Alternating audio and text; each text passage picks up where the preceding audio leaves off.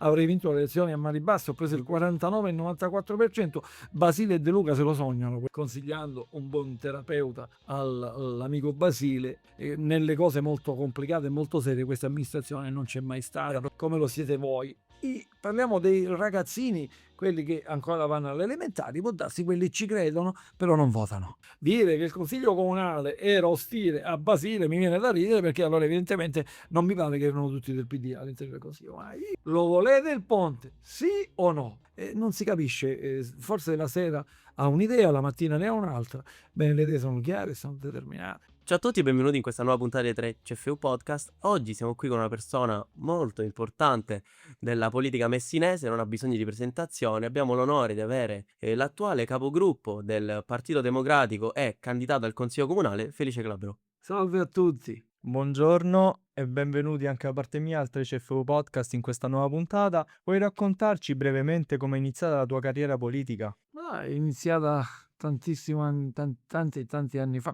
Ho cominciato a interessarmi di politica al liceo e poi all'università, e in via definitiva di politica attiva, mettendomi in gioco con le elezioni del quartiere nel lontano 2003, perché prima di tutto ho sempre pensato, ed è un consiglio che do a tutti i ragazzi e le ragazze che vogliono dedicarsi all'attività politica, che è l'attività, la più alta attività dell'uomo, perché significa servizio per il bene comune, servizio per la comunità.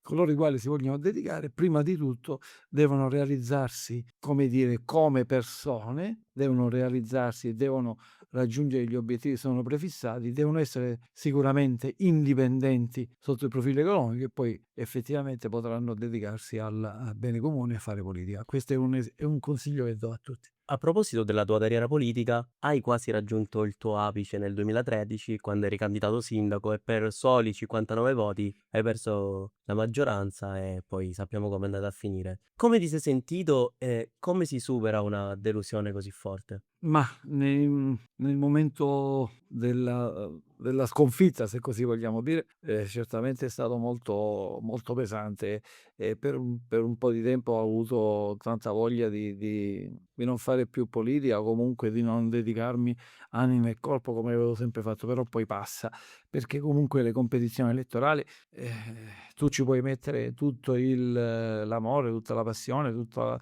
la voglia e la forza e la determinazione che vuoi, però comunque dipendi dal voto altrui, e nel caso di specie nel 2013 la città di Messina, gli elettori hanno deciso e hanno ritenuto Renato Accorinti più come dire, meritevole del loro appoggio, del loro consenso, e ha vinto Accorinti, ha fatto il sindaco. Io poi mi sono rimesso nuovamente in moto, perché per me la politica è una malattia, una passione, una vera passione, quindi mi sono rimesso in campo.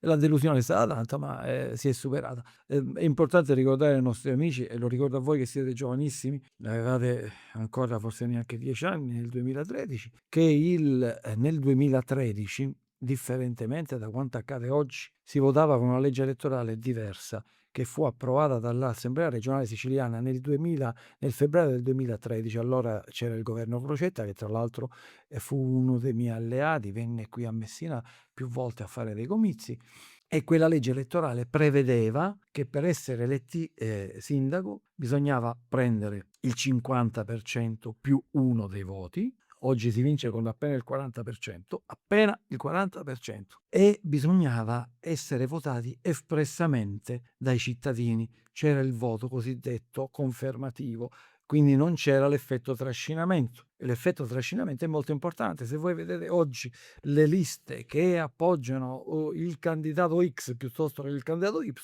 capirete che l'effetto trascinamento è che quindi tutti coloro i quali votano una persona al consiglio comunale senza sbarrare il sindaco, il voto del consigliere dato al consigliere comunale va a favore del sindaco. Quindi l'effetto trascinamento è importantissimo. All'epoca era tutto un altro mondo. Quel tipo di elezione, quella legge elettorale durò soltanto quell'anno, soltanto in quell'occasione. Quindi evidentemente questo cosa sta a significare per me, che ci credo molto, che il buon Dio ha evidentemente pensato bene che io non dovessi diventare sindaco. Io la leggo anche in questi termini e sono ben contento del percorso poi che ho fatto successivamente. successivamente. Hai parlato dei tuoi alleati in quel periodo, senti che qualcuno ti abbia tradito, che ci sia stato messo in discussione appunto il tuo nome, che in quel momento non doveva essere il tuo tempo? Ma sì, sicuramente ci sono stati degli atteggiamenti, dei comportamenti di alcuni candidati delle mie liste, di alcune liste, addirittura di alcune strutture che facevano capo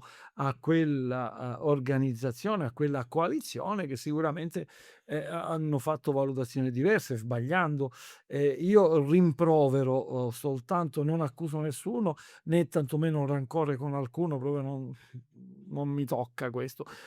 Sicuramente coloro i quali hanno deciso quel percorso forse oggi ci stanno pensando, perché da lì è venuta a cascata tutta una serie di situazioni che forse ci hanno portato alla situazione odierna a Messina, perché la vittoria di De Luca nel 2018 è figlia di quei 5 anni di amministrazione a Corinti che francamente alla città di Messina niente hanno dato, e forse per la maggior parte persone con cui ancora oggi intrattengo rapporti me lo hanno confidato, molti di quelli che all'epoca ebbero un comportamento non specchiato, non leale, e sicuramente se ne siamo pentiti amaramente. Tuttavia, qui siamo, forse ne ha pagato di più la città e non altro. Che forse è la cosa più importante poi alla fine. Che decisamente è Che la cosa del più nome messo che lì. decisamente è la cosa più importante. Quindi credi che questi anni quegli anni di amministrazione a Corinti abbiano, come dire, pavimentato la strada per l'amministrazione che si è susseguita con la vittoria di De Luca e poi di Basile? Assolutamente sì,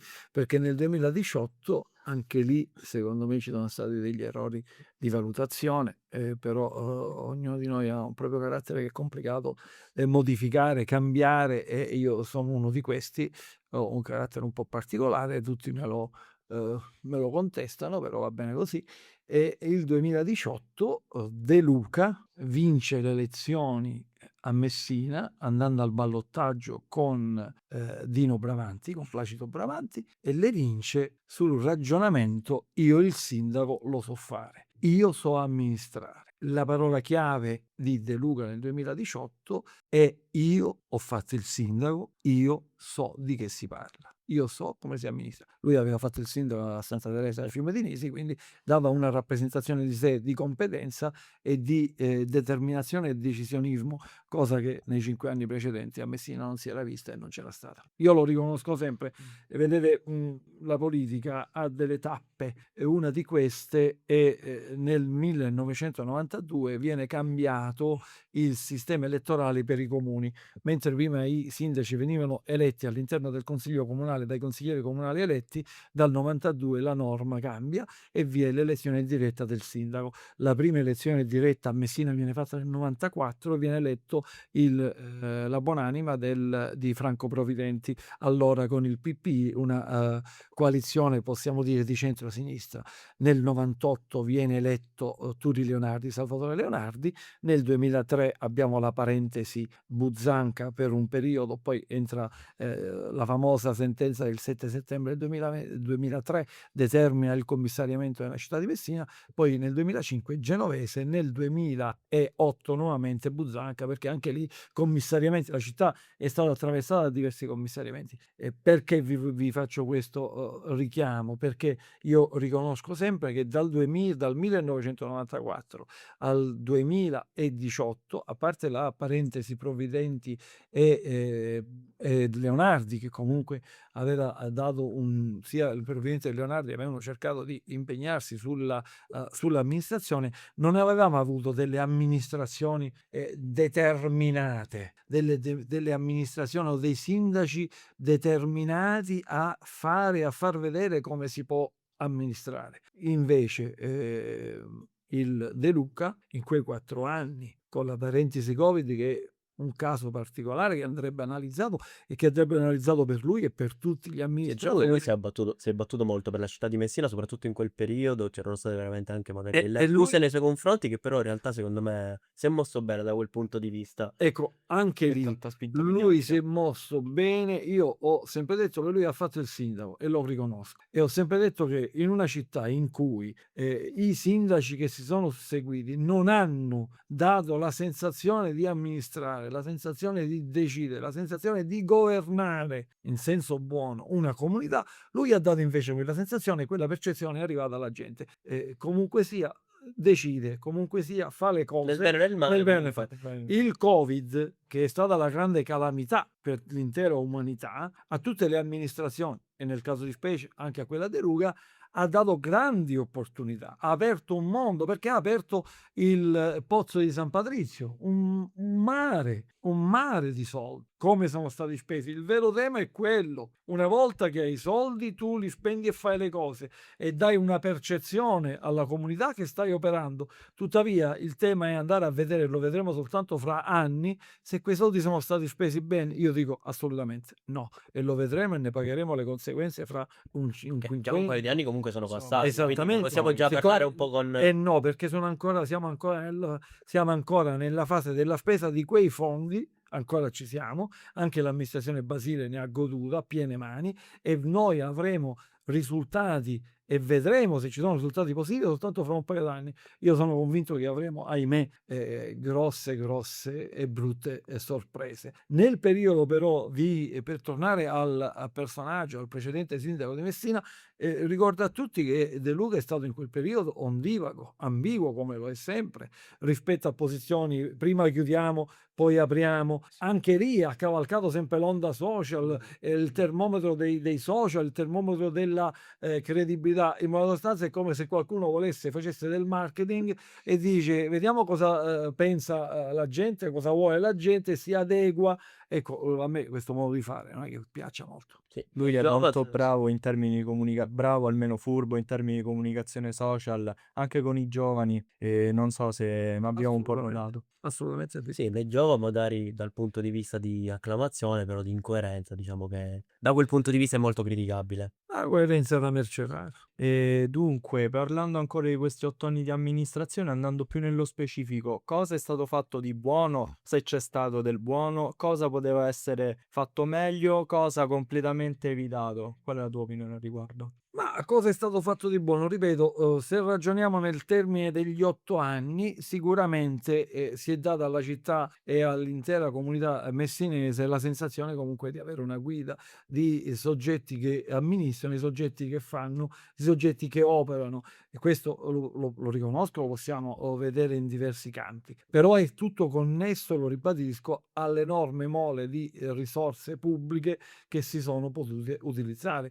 Il tema è, e ribadisco ancora, queste risorse sono state spese in maniera strutturale, per cui avranno una conseguenza e una continuità, o sono state soltanto spese sperperate, per cui non avremo una continuità, non avremo dei risultati a lunga gittata? E questo è il vero E tema. il cittadino comune come si accorge di questa Il cosa? Perché non essendoci comune- trasparenza tra il consiglio comune- e il... il cittadino comune dovrebbe essere più, visto che gli strumenti adesso ce lo consentono, dovrebbe essere più attento, dovrebbe seguire di più. Io lo capisco che certe volte è pure seccante seguire non la politica, ma le fasi amministrative. Le discussioni vengono fatte in Consiglio Comunale, perché da lì ci rendiamo conto come sta andando l'amministrazione, le varie iniziative che assume l'organo esecutivo, che poi è la giunta.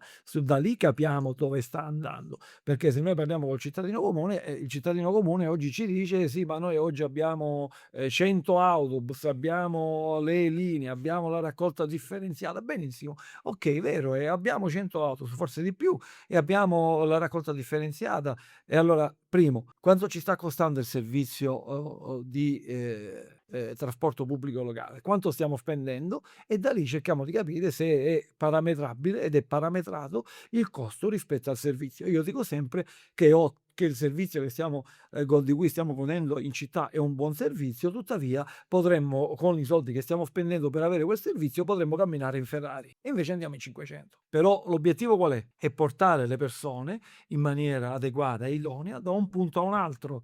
Per cui non mi serve la Ferrari, tuttavia sto spendendo soldi per cui potrei avere una Ferrari. Questo la città e i cittadini non se ne interessano. Io da consigliere comunale me ne interessa e lo contesto, così come per la raccolta differenziata. Nel 2018, quando il buon sindaco di allora lanciò la raccolta differenziata, io in consiglio comunale, ci sono le registrazioni, dissi: stai sbagliando, perché ormai nelle altre città sono molto più avanti. Vedi Bologna, c'è il cassonetto intelligente. Non andiamo verso una cosa che già è vecchia. Sì, perché lui esportò, diciamo, il modello che aveva avuto appunto a Santa Teresa, quindi Sì, a ma esportare un Santa modello di un Teresa, comune molto più Santa piccolo rispetto a Teresa una città enorme come Santa Messina. Teresa, per chi la conosce, è lunga 4 chilometri e Messina è lunga 54 chilometri, con i villaggi. Noi infatti abbiamo dovuto impiegare tutta la forza lavoro che all'epoca era nella Messina Ambiente prima e poi Messina Servizi dopo, per fare la raccolta differenziata, trascurando altri servizi. C'è da dire che però magari una controrisposta potrebbe essere: hanno dato un sacco di posti di lavoro a persone che comunque magari erano a spasso da questo E punto di questo, vista. e questo è rispetto a quello che è venuto dopo ed è opportuno e va sempre monitorato nel tempo e sperare di avere sempre quelle risorse per garantire il costo del servizio, perché domani, se non avesse quale bilancio comunale la capacità economica di sostenere quel costo, evidentemente dovremmo tornare a delle soluzioni tecnologiche che mi garantiscono il medesimo risultato in termini di raccolta differenziata con una spesa minore. Certo. Però nel frattempo abbiamo tutta una serie di persone che sono state assunte a cui va garantito il posto di lavoro. Quindi è un tornare indietro pericoloso. Purtroppo non c'è un organo, comunque una sezione di informazione dedicata a queste tematiche. Il cittadino poi rimane ignorante e si accontenta di quello che ha, non sapendo che potrebbe avere molto, molto Molto di di più. più. Il cittadino deve diventare più esigente, però è colpa anche nostra che dobbiamo trasferire, mi ci metto anch'io, consigliere di opposizione ormai da tantissimo tempo, mi ci metto anch'io, quindi nel dire che devo essere più efficace nella informazione rispetto a ciò che accade all'interno del Palazzo Comunale. Perché guardate, ciò che accade all'interno dei palazzi della politica, o meglio, all'interno dei palazzi governativi o delle assemblee o dei luoghi come il Consiglio Comunale, i palazzi cittadini, comunque è una cosa che a noi tutti, in qualità di cittadini, interessa, perché le decisioni che vengono prese in quei palazzi, che vengono prese da quei rappresentanti, hanno effetti sulla nostra vita. Quindi noi dobbiamo occuparcene. Io ho la percezione come se i cittadini comuni si attivassero soltanto nel momento delle elezioni E tutti questa è sono la cosa influenzati in brutta. politica. Io, Poi nel momento in cui passano le elezioni si ritorna beh, Alla stasi. ed è questa la cosa che dobbiamo superare ed è la cosa particolare, caratteristica di questo momento elettorale che stiamo vivendo. Abbiamo liste a non finire, abbiamo un candidato per famiglia. Io ne sono contento, sono felice, mi piacerebbe, me lo auguro, ci credo, come dire, un auspicio che tutti coloro i quali sono candidati, ecco, noi abbiamo al Consiglio Comunale 15 e 7, 22, 24, 25, 26 liste, facciamo 25 per 30 per non andare troppo lontano, ce ne andiamo veloce veloce con i numeri, 3 per 5, 15, 750 candidati al Consiglio Comunale. E allora io mi auguro che tutti i 750 candidati al Consiglio Comunale abbiano ben chiaro cosa o per quale carica stanno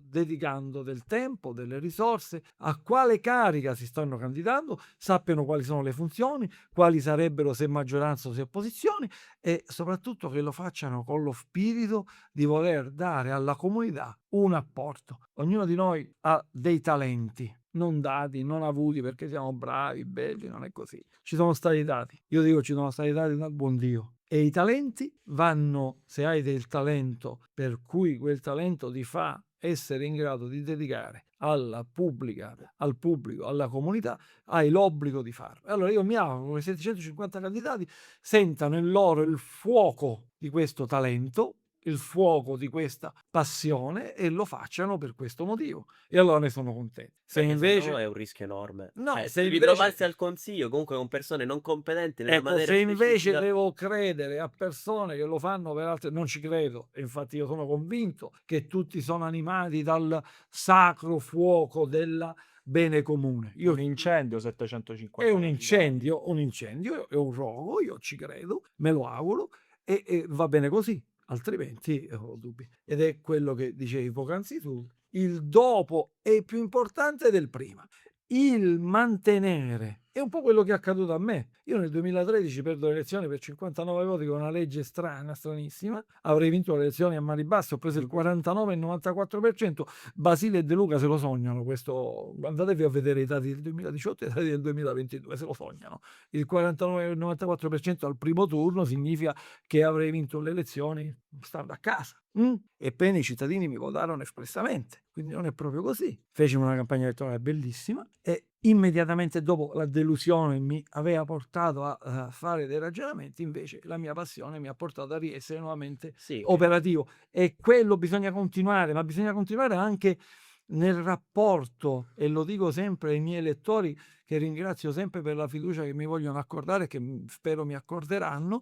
Dico sempre ai miei elettori: la sinergia, il rapporto, l'interazione tra il candidato e l'elettore, tra l'eletto e l'elettore deve essere continuo, perché l'elettore deve essere da stimolo costante per l'eletto per fare le cose più opportune. E se l'eletto deve essere criticato, va criticato e deve accettare le critiche migliorando le sue performance in consiglio comunale, in giunta, nel consiglio di quartiere, a tutti i livelli a cui si è chiamati a dare un contributo per la collettività. Io voglio collegarmi a questo parlando dei continui mutamenti che ci sono, il cambio di casacche, che in queste elezioni abbiamo visto più che mai, e vorrei sapere cosa ne pensi e se anche magari qualche soggetto vicino a te è stato coinvolto o magari anche che non ti aspettavi. Ma qualche delusione, qualche amico me l'ha data, per carità, però vedete, la nostra Costituzione, facendo riferimento proprio agli eletti, parla e chiaramente sancisce che non c'è alcun vincolo di mandato. Chi viene eletto non è obbligato a rimanere all'interno della lista o del partito in cui è stato eletto. Certo, assistere a queste transumanze, perché tra l'altro siamo in periodo di maggio, c'è la transumanza verso gli alpeggi, no? E però quelli sono i greggi, sono le mandrie, non gli uomini e le donne in politica. Per come intendo io la politica, è fuori dai miei ragionamenti, assolutamente. Io non mi vedrei in altro contesto se non in quello in cui sono, all'interno del quale sto anche con qualche critica, con qualche, come dire, forzatura sotto certi in certi temi, non tutto quello che il Partito Democratico, come dire, sviluppa in termini di ragionamento è a me confacente. Io però sono lì. Anche perché penso che proprio il politico deve essere l'esempio di onestà intellettuale. Questo Perché poi quello che poi passa anche al popolo. Quindi se in assolutamente primis sì. chi si schiera non è onesto intellettualmente con se stesso, io penso, è ovvio che poi secondo me O questa deve essere cosa... quantomeno un minimo garantista per chi poi lo va a votare e l'elettore vede un cambio da un partito a un altro, non trova tutte queste sicurezze. Il cambio dei partiti c'è sempre stato nella Prima Repubblica, nella Seconda, e sempre ci sarà. L'eccessivo movimento da una lista a un'altra, a cui assistiamo soprattutto in ambito locale, e anche il riferimento alla possibilità o meno di essere eletti, perché di questo si tratta, si fanno dei ragionamenti, dei conteggi e si valuta in quale lista si può essere più facilmente, si può essere eletti. Ecco, a me questa cosa non piace. A me questa cosa non piace perché denota il non attaccamento a un determinato ragionamento, a determinate idee, a determinati programmi, ma evidenzia soltanto la necessità di Tizio di Caio di trovare un tassì. Sì, ma poi sembra più la politica dello scopo personale che è quello in realtà del bene della comunità. E quindi no, per cui se in certi casi io posso ammettere che un'idea, un partito che può cambiare una linea politica, può determinare in alcuni soggetti che già ci stavano un pochino stretti all'interno di quel partito, e la nuova linea politica può non piacere, sta andando eccessivamente, ecco, la portiamo in maniera spicciola, sta andando eccessivamente a destra o eccessivamente a sinistra, per cui un moderato all'interno di un partito che si sposta troppo Sì. potrebbe avere Ma quanti casi ce ne possono essere? ma sono pochi. E quelli a cui assistiamo sono figli di ragionamenti prettamente strettamente utilitaristici di chi li compie e non di chi riceve poi, francamente. Ma io, i miei colleghi da questo punto di vista sanno bene come la penso. Infatti non ricevo mai alcuna telefonata nel senso di dire ma perché non vieni con noi, perché non vieni con loro, perché sanno benissimo la risposta è venite voi con me. Molto onesto. E parlando di altri interventi o tentati interventi dell'amministrazione, di questi si è pure discusso dell'affidamento di certe strutture sportive di Villa Dante alla Messina Social City e poi mi sembra che questo provvedimento non sia passato. Sì, E quindi cosa sarebbe successo se ciò fosse stato approvato? Se si sarebbe veduto un miglioramento in un certo qual senso? ma questa amministrazione effettivamente ha ragionato in termini eccessivamente positivi nelle capacità di gestione della Social City. Alla Social City facciamo fare tutto. Ricordiamoci che la Social City è nata per occuparsi di servizi sociali, in realtà si sta occupando del mondo, non può funzionare. In un dato momento, precisamente lo scorso anno, il Consiglio Comunale è arrivata alla delibera per l'approvazione del nuovo contratto di servizio della Social City, perché dovete sapere che le società partecipate, in quanto partecipate del comune, per fare i servizi che vengono concessi in house, si dice, quindi in casa, deve avere un contratto di servizio. Si stipula un contratto per cui si chiarisce cosa fa la partecipata a fronte di un prezzo, di un corrispettivo che il comune dà. Nell'ambito di questo contratto di servizio fu inserita la gestione, nella volontà di questa amministrazione, la gestione degli impianti sportivi di Villa Dante. Benissimo, il Consiglio Comunale, in cui il Partito Democratico si è contraddistinto proprio per quest'ulteriore opposizione, ha detto non se ne parla, a disco rosso. Loro, per non rischiare di essere battuti come lo sarebbero stati, hanno ritirato la delibera. Questa è una delle tante delibere che fa avanti e indietro, che ha fatto avanti e indietro il Consiglio Comunale, perché nelle cose molto complicate e molto serie questa amministrazione non c'è mai stata. Proprio a proposito delle delibere, diciamo che questa campagna elettorale, queste nuove elezioni Ha anticipate, un fondamento ben preciso. sì, sono un po' nate, ecco, da questa costruzione da parte di Basile, di Cateno, comunque del fatto di non avere più la maggioranza, sempre di ripetere questo un po' a disco rotto. Quindi, diciamo, un po' una scusa, oppure è realmente così che il Consiglio Basile non ce l'ha più dalla sua parte, che quindi non sono state più approvate le delibere? Dal mio punto di vista, comunque, il sindaco ha potuto fare tante cose all'interno della città, quindi non penso che abbia avuto un consiglio non dalla sua parte o che non l'abbia supportato comunque. Ma questa è come dire, una giustificazione veramente assurda, veramente neanche di grande fantasia.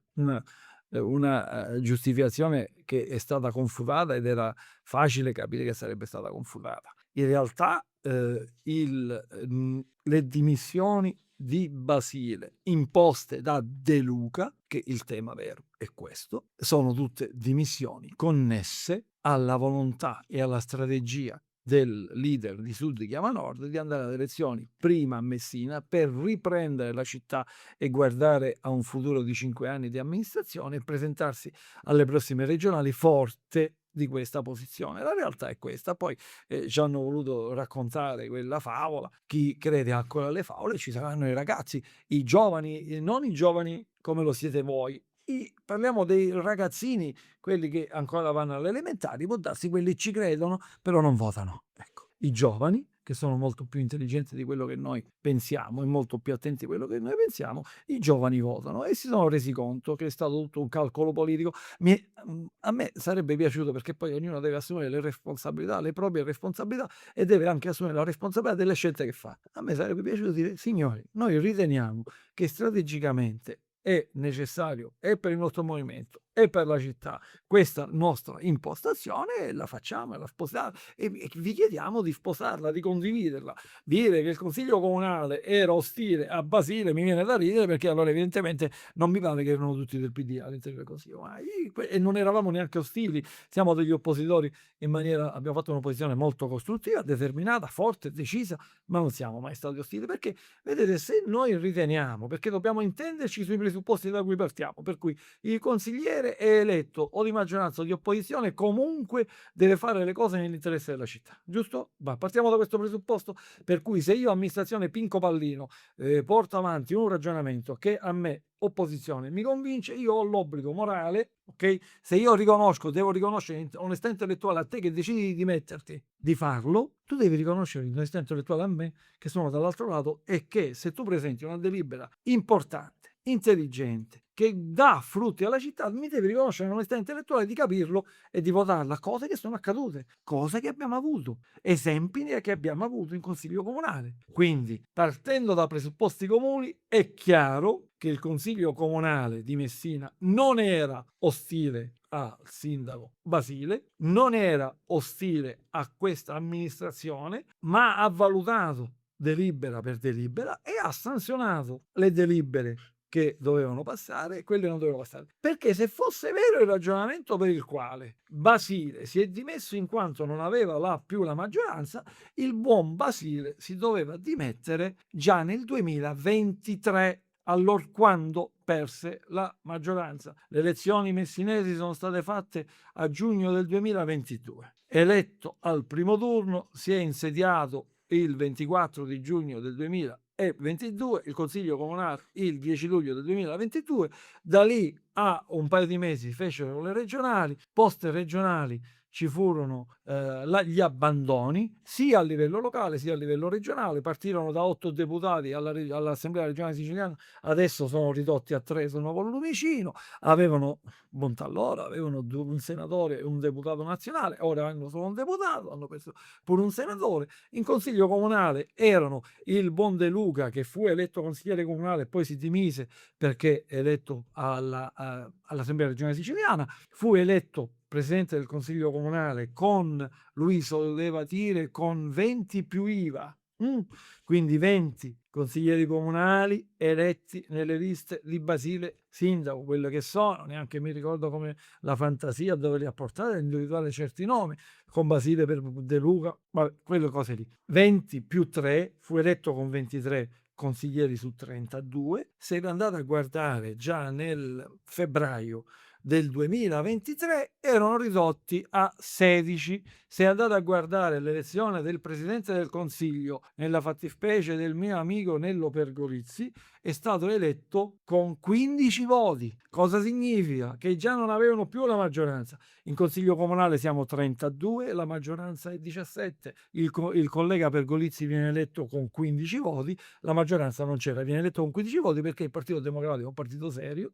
Io e la collega Russo, oggi candidata sindaca, alla quale faccio tutti i miei in bocca al lupo perché sarebbe la persona giusta per fare il sindaco della città e invito tutti a sostenerla. Dicevo, io e la collega Russo, per la coerenza che ci contraddistingue e per la credibilità, non abbiamo votato né il candidato del centrodestra che aveva 15 persone né il candidato del De Luca e compagni che aveva altri 15 persone. I due consiglieri comunali del Partito Democratico hanno votato scheda bianca perché siamo delle persone serie. E allora i 15 eletti che erano rimasti con Basile hanno eletto il Presidente del Consiglio, nella fattispecie Nello Pergolizzi, perché dall'altro lato qualcuno votò una scheda nulla, non so cosa combinarono, e presero 14 voti. Il collega, non ricordo chi era il candidato contrapposto, il collega all'epoca consigliere comunale Croce prese 14 voti, ci fu una scheda nulla e Nello Pergolizzi vinse. Quindi, vogliamo dirla tutta, Basile si doveva dimettere allora, che significa che ipotizziamo che il candidato sindaco Basile vinca le elezioni, ipotizziamo. Sì. E ipotizziamo che non le vinca al primo turno, ma le vinca al ballottaggio, per cui non ha il premio di maggioranza sul 40% delle liste. Non mi sto qui a spiegare la legge elettorale che è complicata ai nostri Diciamo, si rischierebbe di nuovo di non avere no, una non avere la maggioranza se ti metti dopo. Che facciamo elezioni ogni... Basile, ogni giorno elezioni no. Ogni giorno elezioni no. Anche Ho no. paura di quello che potrebbero fare.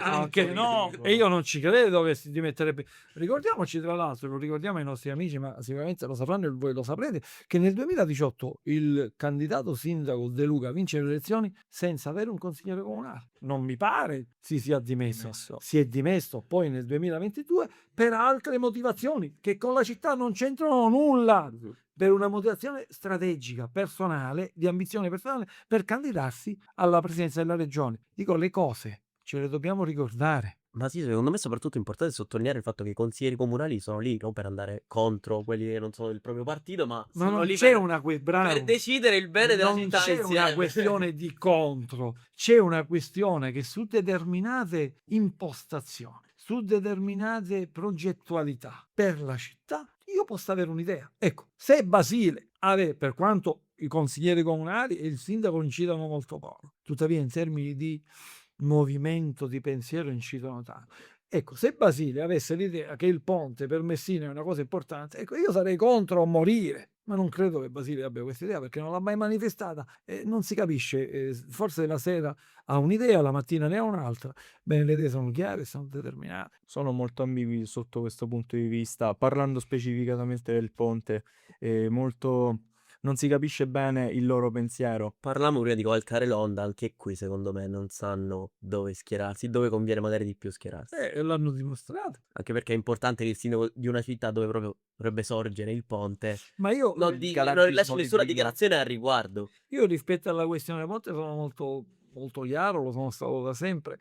Mi piacerebbe, mi sarebbe piaciuto che il governo nazionale, lo Stato, facesse un'operazione molto facile. Il ponte è un'opera che serve o non serve? È un'opera strategica o non lo è? È un'opera che tecnicamente si può fare o non lo è? Perché se è un'opera che tecnicamente non si può fare, Vabbè, la escludiamo a perché non prescindere. noi siamo di questo avviso. Ma nell'ipotesi in cui ciò fosse possibile, e allora il ragionamento è: io quest'opera che devo fare in un territorio che verrà devastato, che verrà raso al suolo, perché di questo si tratta, per 15 e oltre anni, ma forse non dovrei quantomeno interrogare quella cittadinanza, quella comunità, quelle comunità e dire: lo volete il ponte? Sì o no? E da lì, con un bel referendum sul territorio, e da lì stabilire una buona volta si fa o non si fa, superati i problemi di carattere tecnico. No, quello è ovvio. Perché siamo nel 2026.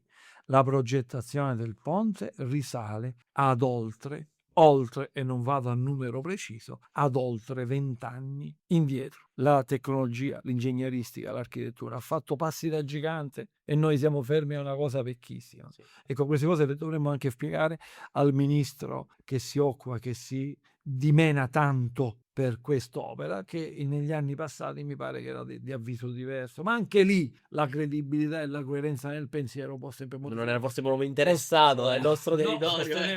Ai nostri voti.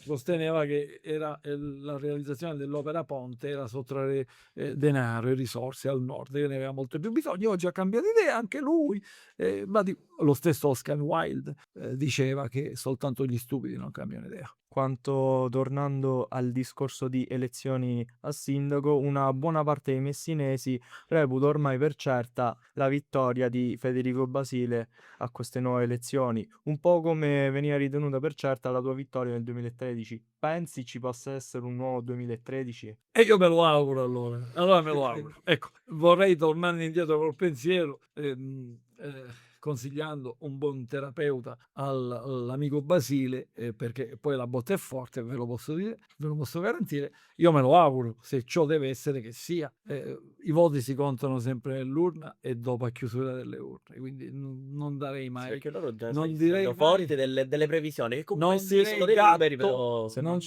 non direi gatto se prima non ce l'ho nel sacco. Me lo questo auguro vivamente. è appunto per questo. Se si dovesse andare al ballottaggio, c'è una possibilità che magari De Luca possa avvicinarsi al centro-sinistra, No, oppure esclude già questa possibilità? è una possibilità che non vedo, francamente non ritengo. Io mi auguro che se ci deve essere ballottaggio sia tra uno dei due candidati e la collega Russo. Io mi auguro che la collega Russo possa arrivare al ballottaggio con Basile o con Scuria. Che ben venga. Se ci dovesse essere un ballottaggio fra Scuria e Basile, Le carte poi cambiano totalmente nel momento in cui si nel fa il ballottaggio ballottaggio. Se è sempre nel visto nella storia, nel come ballottaggio il favorito diventa il perdente. È così. Si pone il dubbio se è arrivato a non prendere la maggioranza e quindi a salire a primo colpo, ci si chiede poi: è veramente la scelta? Per questo succede tutto ciò? Ma questo francamente non lo so. Secondo me nel ballottaggio la valutazione dell'elettore è molto più libera, è molto meno condizionata dal candidato al consiglio comunale e quindi va a esprimere un voto molto più libero, molto più di pancia se volete. E lì i 15 giorni di campagna elettorale per il ballottaggio sono fondamentali e lì c'è il candidato e basta. Il candidato che deve dare Si annulla tutto quello che c'è. assolutamente, il candidato a sindaco deve dimostrare, deve dare alla città, all'elettorato l'impressione di essere la scelta giusta. Lì si cambia completamente, le carte cambiano. Io nel 2013 paradossalmente nel ballottaggio aumentai i voti pure. Ho preso più voti anche di quelli che avevo preso nel precedente turno, quando c'erano tutti i candidati. Questo è un segnale che comunque la gente a quella immagine, a quel tipo di impostazione ci aveva creduto. Lì ci sono state molte altre interferenze, variabili non connesse alla politica, molto esterne. Tu pensi che questo proliferare di candidati che abbiamo visto, le 15 liste e tutto il contorno, sia perché c'è stata una nuova rinascita politica proprio nella città di Messina o è sano opportunismo? Sano, per Sano. dire sano. Tolto il sano, tolto il sano, l'ho detto prima in una risposta precedente, io auspico che tutti questi candidati siano animati dal sacro fuoco della politica, dal sacro fuoco della politica intesa come attività umana più alta, perché politica significa mettersi al servizio di una comunità. Ecco, se tutti fossero animati da questo spirito, che ben venga, vinca chi vince, poco importa, perché se abbiamo tutto questo spirito, solo Alla cose, fine il popolo decide, popolo. quindi solo cose buone possono fare. Se invece, tolta la parola, l'aggettivo sano, la maggior parte dei candidati sono animati da opportunismo, allora mi sento male. Dico, ma anche girando, anche vedendo alcuni candidati, registro qualche preoccupazione. Però è legittimo, è un diritto, tutti hanno diritto, se non nei limiti prescritti da alcune norme, diritto di elettorato attivo, elettorato passivo, e quindi gli auguro a tutti i candidati un in bocca al lupo e di avere i risultati che sperano. Anche perché ci fu qualche polemica per questo numero anche di candidati e di liste proposte dal centro. C'è stata questa polemica, un battibecco al riguardo, sul fatto che potesse essere giusto o meno averne il numero così grande. Dico, la possibilità, la facoltà, il diritto di ognuno di noi nel rispetto delle norme e quindi nel rispetto delle norme che sanciscono i requisiti per godere dell'elettorato attivo e passivo, determinano che ognuno di noi è libero di candidarsi se trova una compagine che lo accoglie, no? E quindi questo è chiaro. C'è stata una polemica, sì, perché? Perché il sistema elettorale che porta all'elezione del sindaco, tenuto conto che il sindaco viene eletto con l'effetto trascinamento, non, ripeto, non come fu un'unica volta nella storia, nel 2013, e io ero impegnato in quel periodo come candidato sindaco, ahimè, tuttavia determina una strategia per cui il leader politico che ha l'obiettivo di fare eleggere il sindaco e di non essere, come dire, eccessivamente preoccupato per i singoli candidati al consiglio comunale, fa un ragionamento matematico. La matematica la mettere numeri in colonna, e allora dice: se io metto in campo 500 candidati, perché di questo si tratta, 450 candidati al consiglio comunale, anche considerare senza quelli dei quartieri, con quelli dei quartieri arrivano a 1000 candidati, ok, 1000 candidati che mi vanno in giro per la città con UCO e che si professano un mantra che è quello di Basile sindaco, è evidente che se faccio una moltiplicazione, 1000 candidati, 20 voti ciascuno, sono 20.000, io già ho 20.000 voti di partenza, io già ho un 20% dentro. È chiaro che è una strategia, sì. È chiaro che l'obiettivo principale di questo movimento è quello di rivincere le elezioni con il sindaco. Poi chi ci sarà in consiglio comunale, poco importa. Ed è qui invece la grande sfida. È importante fare in modo che in consiglio comunale ci siano delle persone tutte degne, tutte degne quelle che si sono Ma poi anche un candidate, controsenso ma banalmente. delle persone che si sono Ma poi anche un candidate, controsenso ma banalmente. delle persone che siano nella condizione di controllare, indirizzare, valutare, studiare atti, sapere le cose di cui si discute per essere una valida opposizione o comunque un valido controllo. Ecco, io questo rassegno agli amici elettori della città di Messina. Felice, voglio farti l'ultima domanda. Nel tuo futuro vedi la possibilità di poterti ricandidare a sindaco e ribaltare le carte in tavola nella città di Messina? Ma mai dire mai. Sicuramente per chi fa politica, fare il sindaco della propria città è la cosa sicuramente più importante, è è l'ambizione più grande ed è sicuramente lo sforzo maggiore, perché essere sindaco di una città con le problematiche, con le criticità, ma anche con le potenzialità che ha la città di Messina è un grande onore ed è un grande onere. E altra cosa è fare il deputato, fare il senatore, con tutto il rispetto, ma proprio lontano mille miglia in termini di impegno, in termini di responsabilità, in termini di tensione sociale, perché tu ce l'hai chiaro, un sindaco ce l'ha chiaro. Anche perché il primo che viene attaccato poi chi è? Il primo cittadino. Il sindaco ce l'ha chiaro che da lui è il soggetto che diventa anche un parafulmine, che diventa il perno, ma non inteso come onore, inteso come servizio. Bisogna ritornare a un ragionamento del noi, perché il sindaco è uno,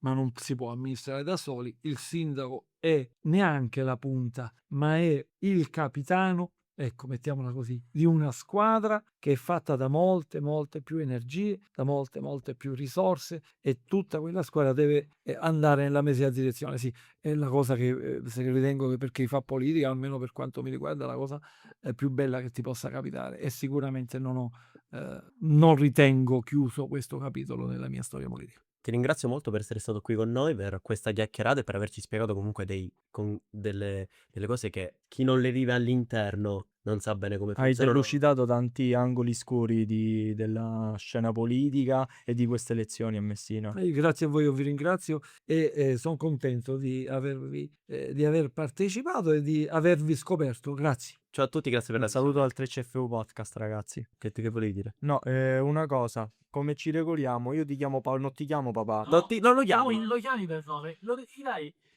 tu. Tu. Io dirò felice.